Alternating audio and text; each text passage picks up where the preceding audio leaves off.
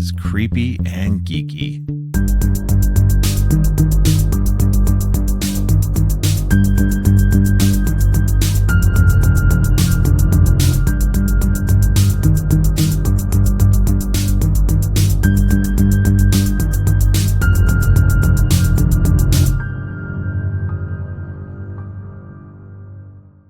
Welcome to Creepy and Geeky. I'm your host, Robert, and on today's episode, we're talking cosmic horror with the movies Glorious and Revealer. Joining me today is my son, Harrison, who has started his own YouTube channel, Saber Vista, where he will be talking about all kinds of geeky stuff, especially Star Wars. Welcome back to the show, Harrison. It's good to be back. Yeah, it's been quite a while. I think the last time you were on was for the holiday Silent Night episode. Mm-hmm. See, I knew I'd get you back on before then, before the next holiday, before next Christmas. Yeah. But yeah, so today we're talking Glorious and Revealer. I wanted to have you watch these and have you come on to talk about them because you are a big cosmic horror fan. And so I thought these two might be up your alley a bit. So I enjoyed both of them. They were strange and I have opinions, but yeah, no, that's good. That's we're gonna get into it. But yeah, so let's go ahead and start with Glorious. This one is with directed by Rebecca McKendry and starring Ryan Quanten and J.K. Simmons. It's very contained, one room basically for most of the movie. So it's definitely different and unique in its own. The setup is this guy is in a car, he's traveling and he stops at a rest stop, and you think he's had a breakup. That's kind of the synopsis of it, or the beginning of it is that it seems like he's just had a breakup, and he's just on the road and he's having a hard time with it. So he stops at this rest stop and goes into the bathroom, and then the what you assume is a person in the other stall starts talking to him, and it soon becomes clear that it is not a person, and it is a cosmic entity of some sort. It's yes, definitely. And J.K. Simmons does the voice of the entity. So Ryan Quanten is basically just kind of, he very rarely has anybody to bounce off of except for this disembodied voice. So it's very, very good in that way. It's kind of hard to imagine such a small setup like that, and being able to pull off something that actually is pretty good. What did you think about the movie overall? Overall, I think that it was definitely an interesting concept, having to kind of do a contained film like this by keeping things within just a gas station bathroom, but also trying to be able to evoke a lot of those cosmic horror themes, while also having somewhat of a through line of a narrative where there's somewhat of a mystery aspect to it, that the audience gets information trickled to them over the course of the film, and so it kind of keeps you engaged the entire time as you're waiting for each little like mote of that mystery that they're giving out very slowly until the big reveal at the end. Right. And we will get into spoilers in this, so if you guys haven't seen either one of these movies, they're both on Shudder now. You should definitely go watch them if you haven't seen them yet. But we definitely want to talk about the endings of both of these because they're pretty wild, and they're relevant to the discussion overall. So I agree. I think that containing it's so funny too, because cosmic horror is really hard to do in film. That I feel like more people miss it than they hit. And it's rare to get something that actually works, especially for me, because I'm not a huge cosmic horror person. I like it okay, and it just really kind of depends on the movie. But I when it hits and it hits well, then I really like to champion it, and I really think uh, Glorious really does well. Oh, and I must say too, though, because this title is glorious.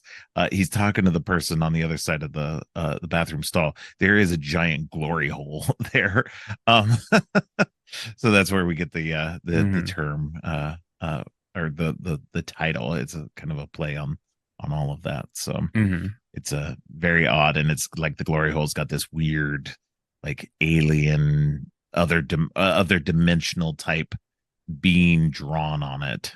So Hmm. uh, which you would assume might possibly be the entity on the other side, Yeah. an artist's rendering of some sort. Hmm. So, but yeah, no, it's a, it, I think it's a good movie. I just, anytime you Cause can have J.K. Simmons in something, it's always a yes, plus. So anyway, go ahead. What were you gonna say?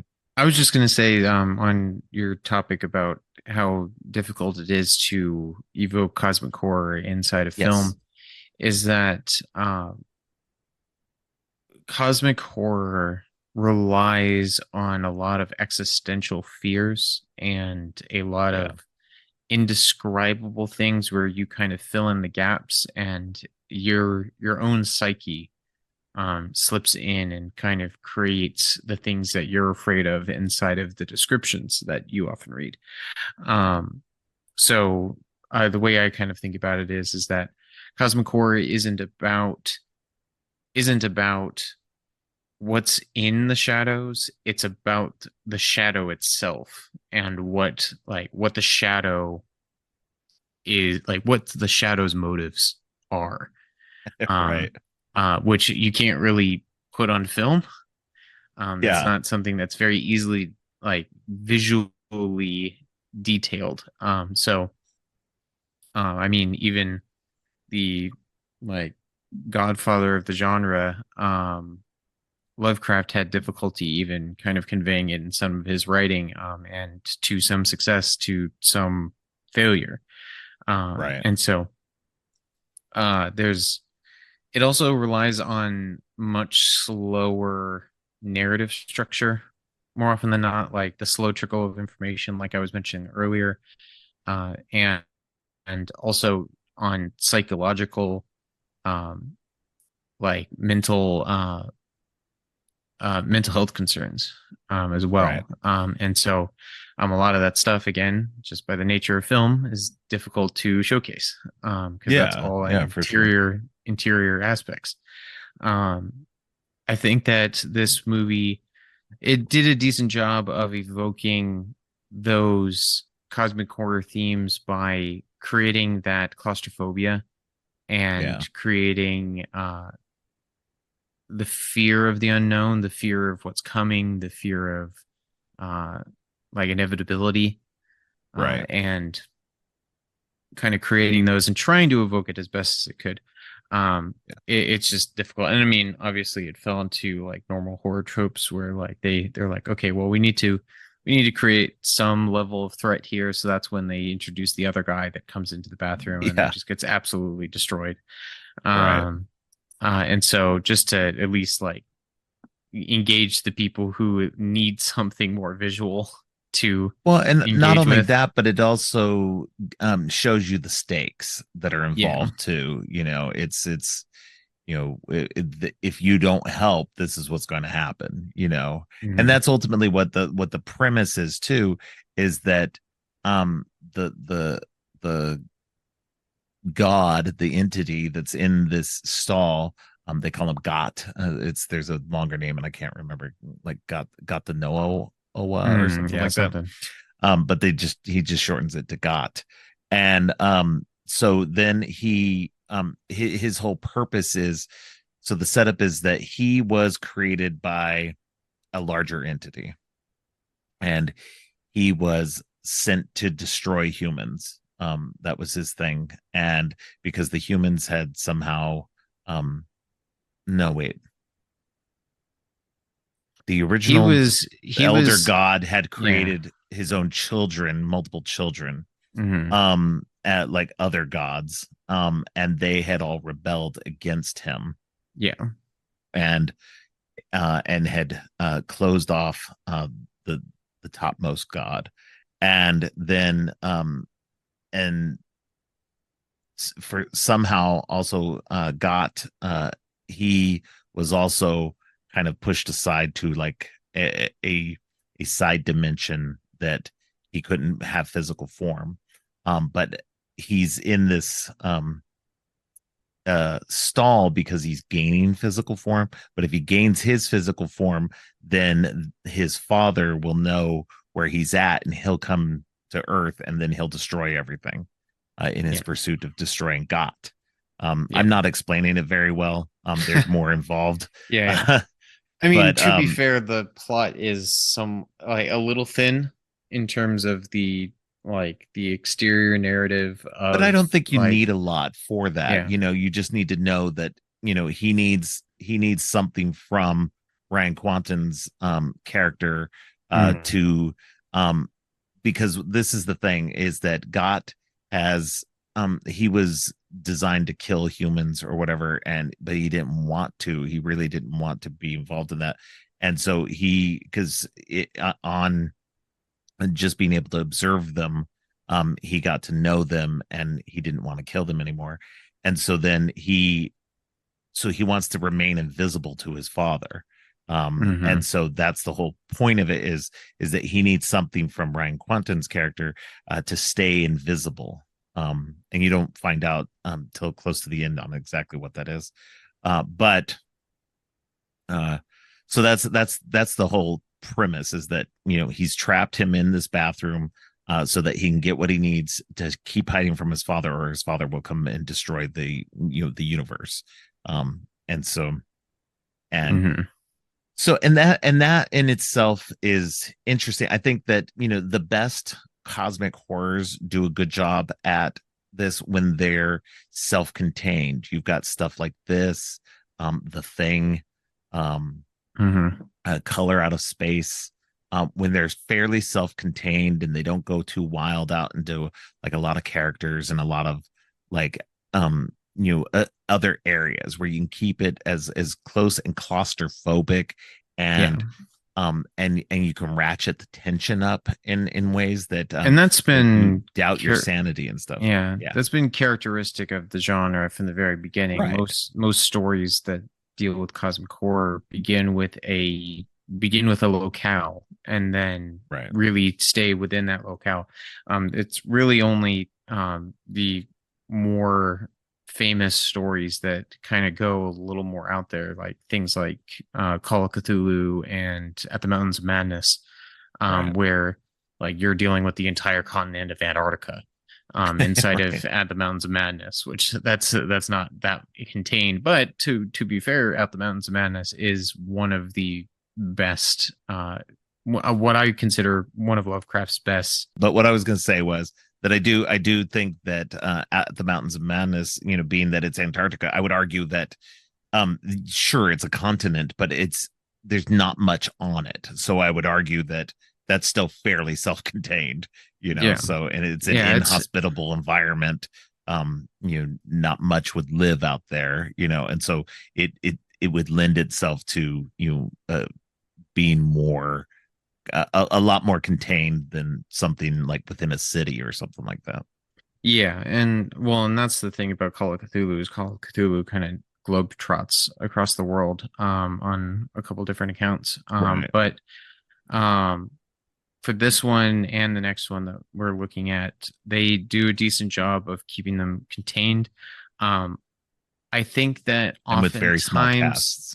oftentimes, I think that with cosmic horror films, they lean a little too heavy into the like slime and tentacles and Yeah. like that's the cosmic horror, which to me that's It's only barely a part part of of it. it. That's Yeah. a very small part of cosmic horror. And I feel as though the inevitability of Gott's father coming was more or less just for to like have a cool effect shot, towards the end of Well, the and movie. not just that, but also, it the movie was on a timer. You only had so Yeah. much time to accomplish what he needed to accomplish, and as he Yeah. got You closer and needed you needed closer. a threat. Like you needed Yeah, some kind of threat to move the plot along. Um exactly. I'm gonna be totally frank. I'm not a huge fan of this film. It wasn't that it wasn't like the premise wasn't bad. I just don't think it felt in some ways that I didn't enjoy the acting of the main actor. I can't remember his name. I know you've said it a Ryan couple times. Quanten. Yeah. I didn't enjoy his acting. I enjoyed J.K. Simmons' voice acting just because J.K. Simmons always puts a lot into whatever he does. Right. Um, the writing, the writing, uh, Cosmic Horror is such a mixed bag sometimes because you either get something really really good or you get Right. something terrible, and and or something kind of lukewarm, and that's kind of how I feel about this one. Is it's kind of Okay. lukewarm. Like it almost hits a couple things, and it does one thing that I was actually impressed by. But for the most part, it I don't feel that the rest of the film was worth it for the final payoff. Like it felt like Okay. it was longer than it needed to be, or it could have filled its time better. No, I'll agree with that. I do feel like it could. I mean, it's a short movie. I think it's under 90 minutes already, but I Yeah. do think that it could have benefited from either, some more stuff happening, or or a shorter runtime, because Mhm. again, it is all interior. It is all, there's really not much action, which is fine. I like, not all movies have to have action or anything, but it is just two people talking through the bulk of it. And Which is fine. Like yeah, that's actually a I mean, a lot of cosmic horror yeah, stories are just two characters talking and one character's relaying events while the other person's listening and like basically interviewing the person. right, And the issue that I kind of had with this one is that for me, cosmic horror is done best when you have the norm where the norm begins to have the supernatural seep in, and then the supernatural becomes the norm by the end. And right, that's what breaks the person, is because now what they thought was normal was not. And they realized that all of what they believed was actually an illusion. But I didn't feel that in this film. I just kind of felt like his right, character was the same by the end. I didn't feel like he was shooken like or shaken by the events that he saw and participated in. He was just kind of like, I want to get out of this bathroom the whole time. right, And so for me, like that was kind of a loss, is I didn't believe in his fear, and I didn't believe in his, because like for the majority of the movie, he's like, ah, that's scary, but now I'm mad. And so yeah. now I'm just gonna be mad. But And I then think that and like, goes oh, that's into, scary. Now I'm just gonna be mad. And so yeah. Well, but I think part of that is in what we discover about the character at the end. And I think mhm. that once you get to that end, I think that explains a lot about his reactions and everything, because he is, we find out at the end that he isn't, there wasn't a breakup. That turns out that he actually murdered his girlfriend, after she found a box of pictures of other women in distress, presumably other women that he's murdered. So he's, we're led to believe that he's a serial killer, and that he's now on the run from having killed this latest girlfriend. And so once you kind of find that out, it changes a lot of what we think about him as a character. Because you just think he's just this Joe Schmo guy who's had this breakup and he's distraught over that, and that now he's inside this, you know, crazy ass cosmic horror situation. And but once you find that out, to me that kind of explains a lot of his like, oh, that's scary, but calms down and just kind of like, it's like him trying to take control back of the situation. um Mhm. and maybe his reactions, like, he's not scared because he just doesn't believe it, even after he's shown certain things. It's not, I don't know, it doesn't break his mind like it would somebody else, because he's Mhm. already, maybe, you know because he's a serial killer, Yeah, he already has like a the broken the mind of some issue sort. the issue though is that if you're going to be doing a cosmic horror film and you're going to be calling it a horror film, you want your audience to be scared. And watching this film, I But didn't again, ever I don't think all horror feel movies. I didn't Yeah, ever but see, I feel don't. fear. I just kind of but I But I that's where kind of was just I always say waiting that you for don't what have to I be knew scared the at horror movie movies. had. I knew the movie had something it was trying to get to, and that's Right. kind of where I was when I was watching it. Was I was like, okay, where is this going? Like, Right. what are you like? What is the reveal that you're gonna have at the end? Which, like you said, is that he's a serial killer.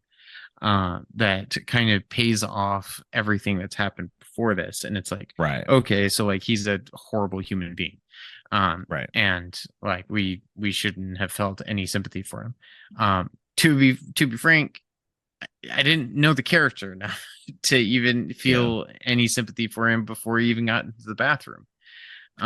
Yeah, I And mean, so, I'll give you that. You don't get much of the character. I mean, you get what little he's giving you about, what his memories are, that he's, that he has this girlfriend that he seemed to have loved a lot, and everything, and she loved him back, and so there's snippets of all that. You get that he's mhm, upset about it and everything, but, and I do think that there's a part of it that he was maybe trying to turn those impulses off. This girl met, like, reached something in him that was allowing him to try to move past that part of his life.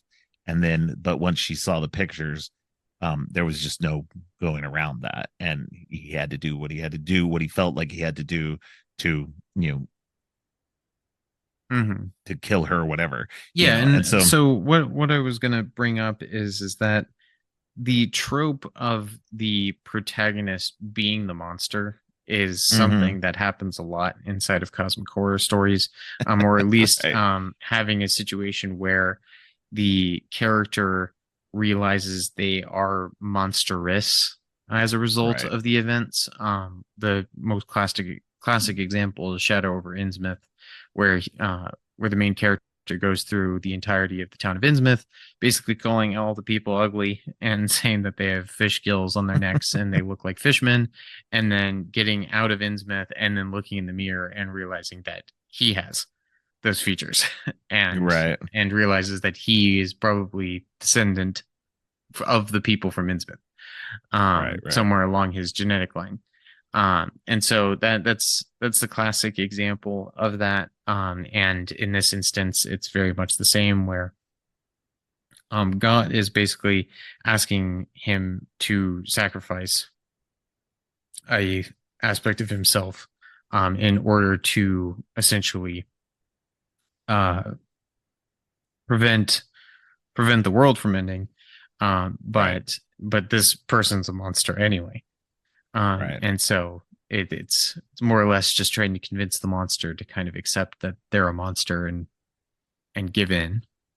right. Yeah, no, I get And that. so Yeah, I think but I do think that's an interesting aspect of it. I agree that the movie's not 100%. I like it a lot.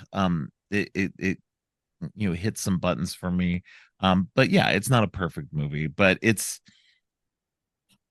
it's interesting too, because you mentioned that about, he has to give up a piece of him. He actually give up, I believe it's his liver, or was it mhm, his, yeah. yeah. Yeah, I'm So pretty he has sure to it's his give up, liver yeah, or kidney or something something one, like that. yeah. So he has to give up one of his organs, to Got, to so that Got can stay hidden, and that his father won't find them. And so he eventually does, and gives that up, and has to deal with excruciating pain. And we don't know at this point too, we still don't know that he's this killer guy, or at least I don't remember that. I think it's after this point that we find out about this, because he gives it up, and then afterward he's like, I'm a hero, I helped save the universe. And God tells him, no, you're not a hero. you know you're Yeah. you're you're basically, he doesn't say it so much, but he basically just calls him a piece of shit. And Yeah. you're going to be forgotten, and nobody's going Yeah. to care. Yeah. And that's, and that was God getting back at him for being a terrible person, because God himself has understood more about humanity than this guy has, and Yeah. about the preciousness of humanity. Meanwhile, this guy's been killing people, and so, No, he's you more know monstrous than the than tentacle the monster actual, yeah. inside of the bathroom stall. Yeah. No, and again, that's kind of the thing about it is, and like again, like I guess this is kind of a situation like Psycho Gorman, where it's a I don't know what the intention of the director was when going into this film. And again, not every film has to actually be saying anything. It can just be a movie for fun. Right. And I think that to a degree, I would say that this movie is just a movie for fun. I don't really see the director saying anything. Like, I don't pick out a strong theme and I go, like, I didn't walk out of that film and go, oh wow, like I won't be a serial killer. Like, like it's kind of like I already kind of went in with that. So Right. that was kind of something that I wasn't quite sure what they were wanting us to take away from the film, other than wow, that was a weird movie about an alien inside of a bathroom stall with a glory hole. Yeah. And so for me that was kind of where I was at, was I don't know.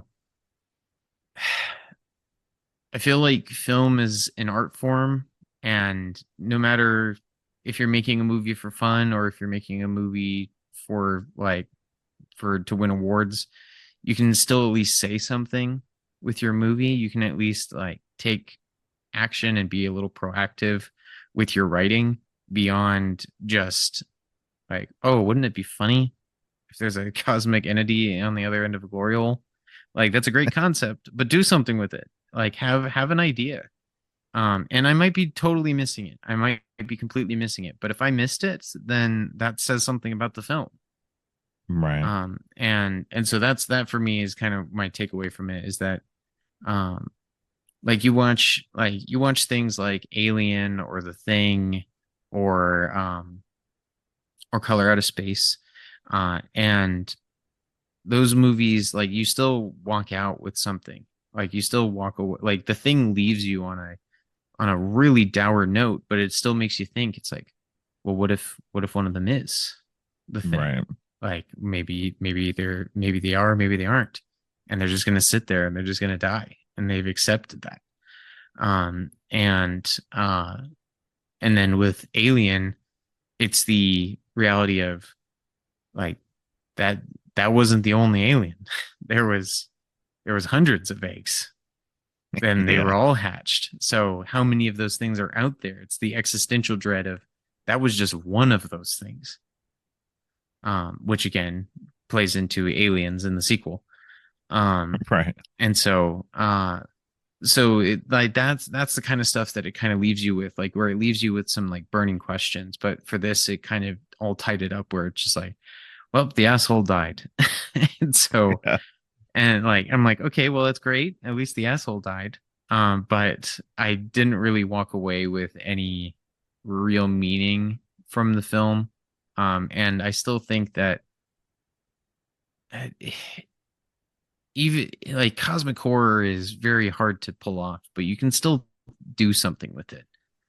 Right. And so that's where I'm kind of disappointed with it, is that I feel like they could have done more. I Right. like I don't know what I would have done to fix it. I wouldn't have made a movie about a cosmic entity on the other end of a glory hole. But someone did, and like it was fun. They had some jokes and everything, so they did have some jokes in it and everything. So that was fun. I'm not saying it's a not like completely unwatchable, but just don't go in feeling like you're gonna come out with anything afterward other than just going, "Hey, I watched Glorious." I can say that now. I feel like it's a good movie. It's interesting though too though. It's I read a piece of trivia about this, and it said that although it's not mentioned ever in the story, and it's not, you never know the you never know Got's father's name, but apparently um uh got to know Nothoa, however Mm-hmm. you pronounce that, is one of the sons of Cthulhu. It's actually Okay. from the story Out of the Eons, Oh, where he's okay. mentioned I in have yet to read that one. yeah, by H.P. Lovecraft and Hazel Heald. So yeah, so it does have some, you know, basis in that. So basically, the god that they're trying to hide from is Cthulhu. So interesting. So yeah, it's no, I mean, like I said, I don't think it's like, you know, a super great movie, but I do think that Interesting. it's interesting and Because fun. that didn't. I was just saying that it's an interesting look on Cthulhu, if that's the case. Yeah. So I mean, I mean, it's who knows? I mean, whatever they were doing with it, it was, they were trying to go, and I think that's why they didn't name it. That's why Mm-hmm. they didn't just go for Cthulhu. They were just picking Sure, sure, sure. one of the other Cthulhu mythos gods, and putting it inside their story. So, Yeah, yeah. but yeah, no, I think it's a good movie. It's enjoyable. I mean, it's short. It's under 90 minutes. Give it a watch if you're interested in cosmic horror stuff, and you know,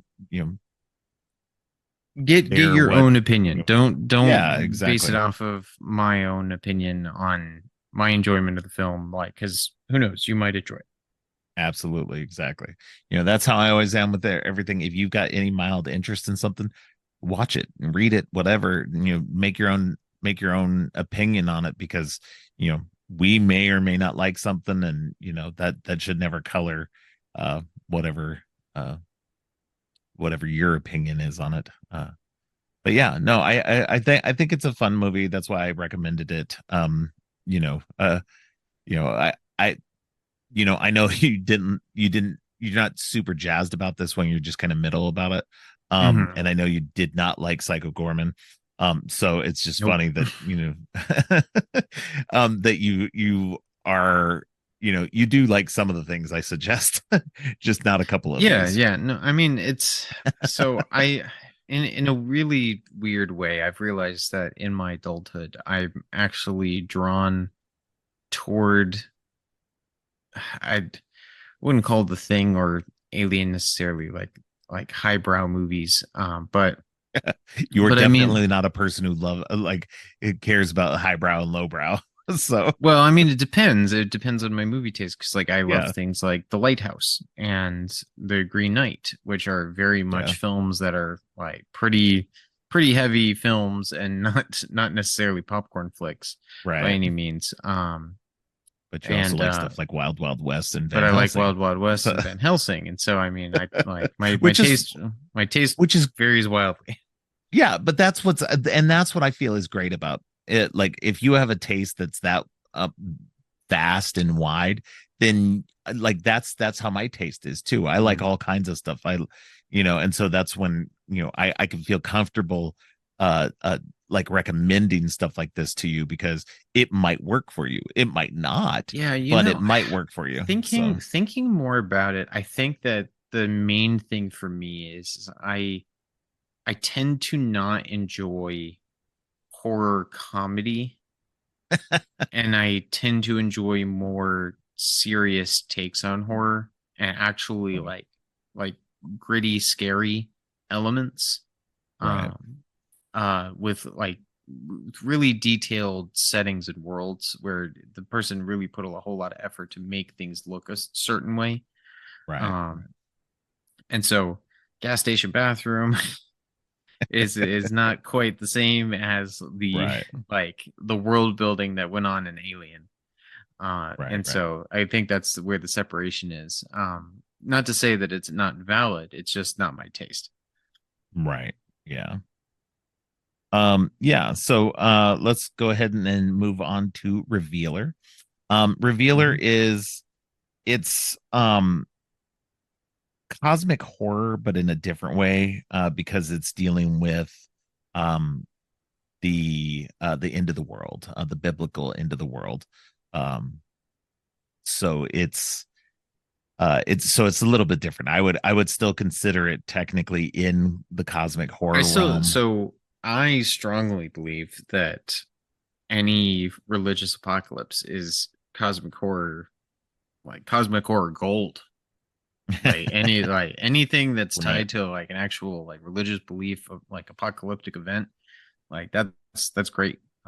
So when I was slowly picking up on the things like before it even like started to when it started to evoke revelations before I even actually said it inside of the Right. film, I was like, okay, this is gonna be cool.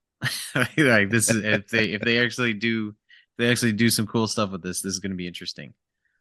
Yeah. Because Revelations is messed up. There's Yeah. a lot Yeah. of messed up stuff that happens as part of Revelations. Yeah. Um Well, which they delivered on. yeah. All right. So first off, this is Revealer, and it was directed by Luke Boyce and written by Michael Morrissey or Morrissey. I'm not sure exactly how to pronounce that. And Tim Seeley. Tim Seeley is also a comic book writer and has written the horror comic Hack Slash, and many other comics. Um, but that's probably what he's best known for is for Hack Slash. Um, and so this again, a pretty contained location. You're just dealing with mostly two characters the whole time. And this location this time is a is like an adult bookstore slash um peep show booth. Um and you're dealing with the stripper character named Angie, and outside is a woman, somebody who's around her same age, named Sally, who is protesting her, protesting like she's like a religious protester, and it's like protesting like this store, and trying to get her to find the error of her ways. And Not too long after um, Angie goes into work, the apocalypse happens, and Sally runs into the store and manages to get in there and get the door closed before anybody else, including presumably demons that are outside, can get inside. And then they have to kind of settle their differences in a bit to like for like a little bit so that they can manage to escape and survive. So it's interesting because in the first movie we had two male characters, in this one we have two female characters, and I really like Revealer a lot more. Even still, it's got a great soundtrack by Alex Cuervo. It's got a couple of great songs by Gunship. So that like synth wave all the way just like works well for me. And the color palette in both of these is kind of like it's really cool, that neon purple pink aesthetic that I really like. And um I don't know, I just enjoyed this one because of the two women. It's a different dynamic than it is with the two guys. um Angie, she's a stripper and she's unapologetic about it. She's like, she knows it's a job, and she just wants to do her job and afford her rent or whatever. And Sally's just trying to make her feel guilty about it, and she just doesn't care. And so I just thought it was a more interesting dynamic that way, than with Glorious. What was your overall feeling about it? So I did enjoy Revealer. I enjoyed it more than Glorious. I agree that I like the dynamic between the two of them. I think that the overall concept was better executed. I think that they had a strong idea to remain on a small budget into a small area. I think that it there were a couple of things that frustrated me as part of the story. Just Well, like real quick. small minor things, but Okay, overall it real was a quick. good film. Okay, real quick.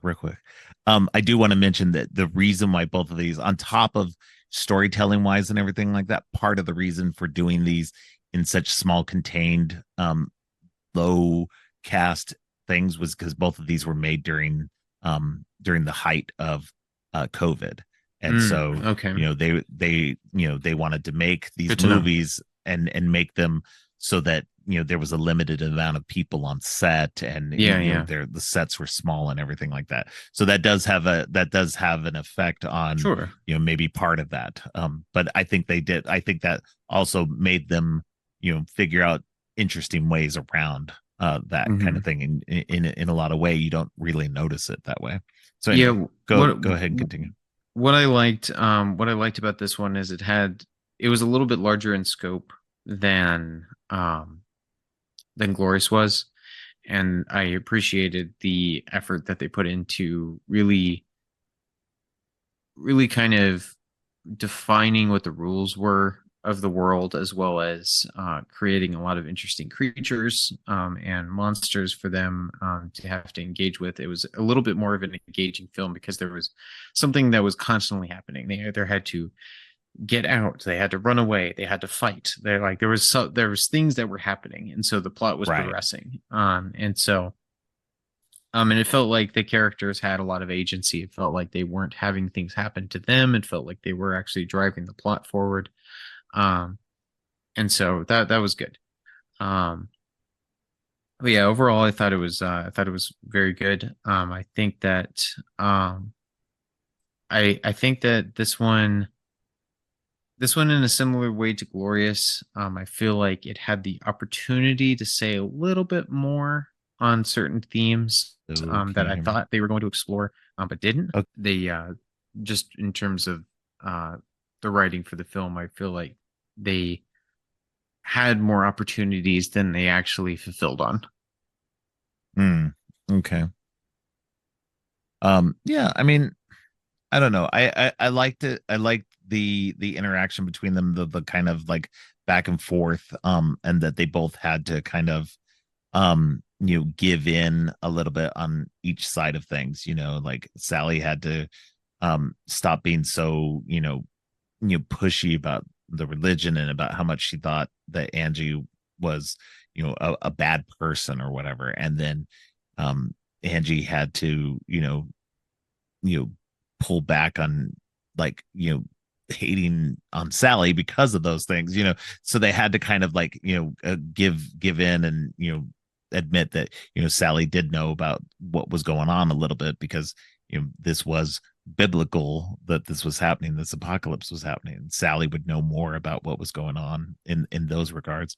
And so it was interesting, and they had to you know figure out how to work together, because during the process of all this, Angie's trapped inside of her peep show booth because it's got a bad door.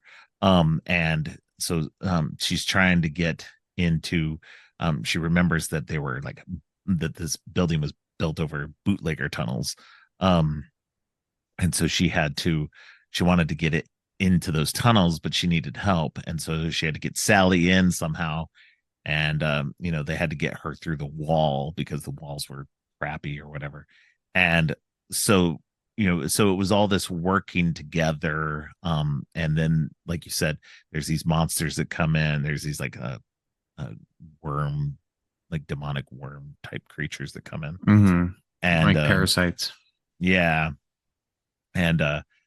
And so that complicates things, and then they get into the tunnels, and then in the tunnels they're dodging things, and monsters, and they're having to deal with, they run into this Asmodeus, which was funny though, because at one point they call him Asmodas, or Asmodas. And it's silly and juvenile, but it was just, it was funny to, um during all of that, you're trying to take down this demon by calling him a Hmm. name, so it's just Yeah. it's just, those little funny bits here and there, like to kind of break up the heaviness of everything that's going on. And I did think that it was interesting though that, they get down there and they're trying to work together, and that they there's a part where they realize, okay, well, we can't work together, so they kind of split up, but then they come back together, and realize they do have to work together, and to get out of all this. And at one point, Sally, like in a moment of, fear for her life and everything like that, she reveals that, that she doesn't hate Angie because of what she does or anything. It's because Sally herself, um is in love with her, and she's trying to deny that part of herself. And, because she doesn't want to be gay, she wants to, because she's religious, and the religion teaches her that being gay is bad. And so, so she doesn't want to be that, in that, to have those feelings. And Angie brings those feelings out in her. And Angie's just like, hey, I appreciate that. I'm straight, but, I'm, it's, but I support you in that, and they, she gives her kind of shit about it and everything like that. But I think that, it brings them to a point of accepting each other for who they are, accepting themselves for who they are, and, and Yeah, I trying would say to come that together to move on. I would say the core of the movie is acceptance on multiple accounts. Yeah. Um, the just to go into the ending on that a little bit, Yeah. because so the kind of sticking point for me when it comes to that theme of acceptance is that Mm-hmm. the the idea is that it's hell on earth, because that's the core revelations like tenant, is Right. that basically demons erupt from the ground, and fire, brimstone, everything's going to hell. And so as a result of that, we it's reviews, for a time. They walk through and they basically both accept and are now working together in order to get out. But then it zooms out, and you see the hellscape around them, and you realize that they're in this massive maze, and the likelihood is that there is no way out, that it is just hell on earth, and that they are inside of a Yeah. It's never-ending game maze of over. demons. Yeah. uh, the thing that I kind of had a sticking point with that is that it with our Western ideas of redemption and acceptance and heaven and hell, there's somewhat of a it felt somewhat disappointing, I guess, that by the end of it, that they've accepted each other for who they are, but everything still sucks. Like there's Yeah. no like, and But there's no and getting it's out of it. fine. Like Yeah. it's fine not to have a happy ending inside of your movie, but it kind of felt like it kind of felt like it was saying, in a way, because the idea of revelations is that the pure souls are removed from Earth for a time, and then they come back, after a Right. certain point, to basically like usher in the war of heaven. But the assumption then is that Angie and Sally were left on Earth and not taken during Right. Revelations, and they were left to fight in this hell. And for me, that was somewhat a little more disappointing than if they had gone for more of like a purgatory aspect, in Right. that possibly like they were having to reach a level of acceptance about themselves to then ascend to a higher plane. Like Right. everything that they were going through, like if you weren't outside, because like outside looked bad at the start of the Yeah. movie, like outside seemed like that was hell, versus inside of the peep show booth and the tunnels, which to me like like prior to the ending of the film, I was thinking like, oh, this is kind of like a purgatory. Like they're having to work through their sins and basically work through those aspects of themselves that they've been denying. So that way, by the Right. end of the film, that they can ascend to a better plane of existence and actually escape in some way. Right. Um, but by the end, it's just kind of like, nope, they're just in hell. They're sinful souls, Right. and Well, and for but me, I that was think that's like it was like okay, like I get that because like both Angie and yeah. Sally aren't the best people, Right. but it was kind of I don't know. It felt like it was saying like don't be like these two, like like because at No. the end, because at the end it was basically saying no matter if you're accepting yourself or not, you're still inside of this like horror, like horrific hell maze. And so Right. it was kind of like, well, what was the point? Like, what was the point of all of this that we went through if it all meant nothing? But And again, but so, that's very cosmic horror. no, and Like that, and of that's everything. the And fine. that's, Like, and I mean, it was it's like, very cosmic horror. yeah, Um, I and get that, what you're saying, yeah, but I do think that, in it, and there's this natural sense in this, like, Christian ideology of, that's what you want. That's yeah, that's the ideal, is that, even if it is hell on earth, if you manage to do something, it's very much in keeping with the movie This Is the End, which is more of a hmm comedy. And the same thing happens, they make these selfless acts and then they ascend. yeah. And then, and that is what you would want, for sure. Like, Well, it's not again, even yeah, I necessarily what I would want. no, I just meant It's just in that the story, like, I think that after. if you're going to double down on Revelations, then you kind of have to either take it wholesale rather than taking only part of it.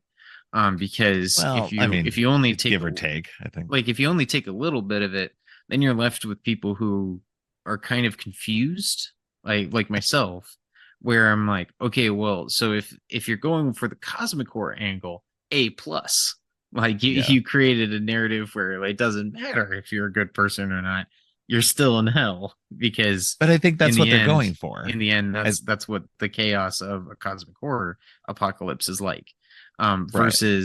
Versus if you're going for a Revelations apocalypse, where there is theoretically an opportunity for people to ascend still, and as But I long as they're mean, not following false prophets and such, yeah. and But so I do believe that that's what they were going for. They were going for like a combination. They were using Revelations as a way into a cosmic horror apocalyptic thing of doing yeah, that. They wanted to go in that and direction, and then that's my own fault for knowing what I know about Revelations. I'm going into the film. yeah. Yeah, I was going into it with my knowledge about Revelations, and so as a result, I was kind of expecting certain things when they weren't happening. And so, Right. but with that in Yeah. mind, though, that's a problem with me and not with the movie. Yeah, And exactly. I find that the movie was actually very good, and that it played around with those themes of doubt, self acceptance and self love, as Yeah. well as compassion, like compassion in the way that she cares about her. I believe it's her Her nephew. cousin, Yeah. nephew, yeah. Nephew. Yeah. Um, and the compassion with that, as well as Sally realizing that she needs to be more compassionate, and be more truthful, like to herself, and be less Yeah. vindictive. And so a lot of that stuff was really, really interesting and great. Um, but if there's one complaint I have about the entire film, you have a crowbar. You have a But crowbar. they did use the crowbar though at points. When you mentioned that, and then I went and watched it, and they used the crowbar about as much as they could. You know, No, like they're like prying boards with their hands when Sally has yeah, the crowbar in her hand. Like that's what crowbars are for. Like that's yeah. I and mean, so they there they was a were lot of things where I was watching them do things with their hands or with other tools that I was just like, you have a crowbar. Like why? why are you choosing to do it that way? Like it was more just Because like it a made it take longer, and so it made the tension higher. It was a it took me storytelling out of the movie, device. man. It ruined my immersion every time they were prying boards with their hands. All right. But yeah, But no, yeah, I yeah, really enjoy the movie a lot. I get your quibbles about it, and I understand those. But yeah, I do think that's, a viewer's, and in your case, absolutely, specifically absolutely. your takes on that, what you were expecting from things, and you not getting those things. You know, and Yeah, again, we you all go do into a that. It's movie with yeah, expectations and you will be disappointed. So you kind of just have yeah, to ride along with the movie and be directed as it goes. And yeah, for what it's worth, it was a good movie. Like it was a good yeah, movie. I liked the tunnels. I liked the maze aspect of it. I thought that was a right, very cool way to do it. I thought that it was interesting that the map they had was essentially pointless, yeah, by the yeah, end yeah, of it. And so I thought that was cool. Like that's also a very cosmic horror yeah, element is giving your character a false like a false artifact of hope that right. actually is just as infallible as their own mind, or Right. just as fallible as their own mind. Or just as uh fallible, yeah. yeah. Yeah. And so that was cool. I did enjoy that reveal at the end in that regard, that the map meant nothing. Yeah. And like because they have the whole thing at the end where their whole mission is they're trying to get to a church, so that way Yeah. they can basically ride They're out the hoping to get to apocalypse holy inside of ground. holy Yeah, ground. holy ground. Yeah. But then they get to where the church is supposed to be, and it's definitely not church doors, No, and when they it's open just it more up on tunnel. the other end, Yeah. it's just more tunnel. Yeah. And so they just kind of continue moving forward, and then that's when it zooms out and shows you the rest of the tunnels. Yeah. And so I thought that was interesting. Also, just what I will say is that was a great effect shot at the end. I thought that was a really Yeah. cool look for what hell on earth would look like. Yeah. Where Just a series of labyrinths. Yeah. it was just labyrinths, but also like demons flying around, and like it looked, because like the whole thing about Revelations is that the moon and the sun are removed from the sky, and so there was a really cool image of what to me looked like the sun bleeding out of the sky in a way, Yeah. at the end, which was kind of a cool way to kind of handle that. And so yeah, no, I mean it was a great movie. I really enjoyed it. I think that there's a lot to love about it. I think that the creatures were cool. I enjoyed the like more practical design for the creatures, that made it a Yeah. lot more engaging and interesting. Um, uh, yeah, and there were kind of things that were cool in terms of the world building, like about how, like when you were inside of the like demonic mind palace, where they were like basically confronting you with your sins. Yeah. Like you were inside of this like small enclosed stone room with a TV that was basically replaying, Or a like radio. Yeah. They're or a replaying your radio, or voice. like, Yeah. yeah, like replaying your voice, or like things that you've said or done in the past that like make you have self-doubt, like the things that Yeah. make you feel like you deserve to be punished in some way or to be judged. And so, Yeah. and not see the things that the demons are trying to, Yep. There you are. and to not have the and to not have the demons make them believe that the things that they evoke or have about themselves, are sins to begin with, because Right. they kind of feel that like by the end of it they listen to their voices and they say like, no, that's not something to be ashamed of, that's just me. And Yeah, like, exactly. Angie's very stubborn as always, so she immediately Yeah. Yeah. is fighting back against it, but Sally takes a little bit to actually kind of listen to that voice and realize that no, like I'm like this isn't I'm not going to be shamed into believing that this is bad. Right. Like Right. this is me. And so that was a good thing, is it was, it felt very much like don't listen to others putting you down for Right. being the way you are, like doing the things that you do. As long as you're true to yourself, you can overcome anybody who's trying to make you think otherwise. Yeah. Like you can banish the demons in your own life, kind of thing. So that to me was like that. Okay, you had a movie, you had a message, that was good. Like you had something that you were actually trying to say and trying to accomplish on. Um, and that's something that definitely stood out in between watching Glorious first and then watching this one. Was I saw there was, like I said, there was more scope, there was more vision. Overall, to me, this was a much better film, in comparison, and Yeah.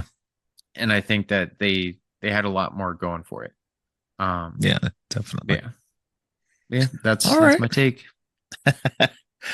Yeah, no, I agree. I think it's a fun movie. I just hope they eventually put it on Blu-ray. They've only put it out on DVD so far, which is a weird choice because Yeah. most of the movies that RLJ puts out, when they put out these Shutter exclusive movies, they usually put them out on Blu-ray, and it was a weird choice to put it out on only DVD of all things. I still bought it because I wanted to see the special features. But yeah, if you wanna, if anybody wants to get a look at either of these, they're both on Shutter currently still. So definitely give them a look if you're interested. Um, but that being said, Harrison, why don't you let people know where they can find you online? Yeah, so now I actually have some social medias, so you can actually find me Right. at Saber Vista at Twitter, and on Instagram, and then you can find me on YouTube at Saber Dash Vista, um, and then I believe that is the majority of where I'm at currently. At least those are the Right. areas where I'm the most active. So I'm still getting used to it. So don't expect a flood of tweets. So at the very least, hey, I mean, I'm not going to blow up your phone with notifications. Right. And that being said, Harrison's doing like Star Wars content. That's what the focus is, right? On the YouTube channel is mostly Star Wars Star Wars sci-fi, and just anything else that I feel like talking about. gaming. Yeah. Right now the video that we have up is discussing the new Star Wars card game. And then there's going to be some episodes coming up alongside you, where Yeah. we're discussing the sequel trilogy and for Star Wars, and Yes. discussing that and its merits and how they all kind of connect, and just reviewing them from a base level of, is this a good movie or not? Right. Yeah, we're going back and rewatching the sequel trilogy again, and just kind of taking each one individually. There'll be an episode on each one individually, and that'll be on the YouTube channel. But it's a lot of fun just kind of going back. Harrison and I have had so many discussions about these movies. We're both big Star Wars fans, but we Mm-hmm. both come at it from different eras. I'm original trilogy, he's prequel trilogy. Um, and Yeah. so we're both coming to the sequel trilogy from different points of view and stuff. And so it's we've always had these conversations, and we've talked about it for a while about doing stuff either on my channel, on my podcast, or on his channel and stuff. And so he finally came up with this idea of like, let's take each movie individually and break them down, talk about them, what we liked, didn't like, whatever. And it's the first conversation was very fun. We still need to record the second one. Mm-hmm. We'll be doing that soon. Yeah. I hope to Stay get those tuned for that. uploaded soon as well. So Yeah. All right. Keep an eye out for those. All right. Well, thanks again for joining me. Finally, I've been pestering him to get on here for a while, but he works and has a 2-year-old, so it's kind of hard to do sometimes. So I appreciate you staying up late to oh record yeah, this with me. so I have these movies. So, Yes, so what? What'd you say? I just said yes. Okay. Yeah. All right. Did I cut out there for a minute? No, you've been fine. I've just been getting internet connection messages Okay. the entire time. Oh, okay. All right. All right. Well, thanks again. I very much appreciate you coming on. Absolutely. Thank you. Thanks again to Harrison for joining me. Coming up on Friday's episode, Hugh McStay joins me to talk about Captain America, the First Avenger. And on Monday, A new series of episodes starts on horror movies and their sequels. On the first episode, Devon Taylor joins me to talk about Happy Death Day and Happy Death Day to You. Thanks for listening. If you like what you've heard, please consider giving the show 5 stars and a review on Apple Podcasts and Spotify. Also, please share the podcast on social media to help spread the word. Make sure to subscribe on your favorite podcast app or at creepyandgeeky.com. Music for the podcast composed by Jerry Smith. You can follow the podcast on social media at Creepy and Geeky on both Twitter and Instagram. If you'd like to follow me, I'm Geek Thulu on Twitter and geek.thulu on Instagram. You can support the podcast by ordering teas and more on TeePublic or by donating to the Ko-fi page. All of the links are in the show notes. Finally, don't forget, stay creepy.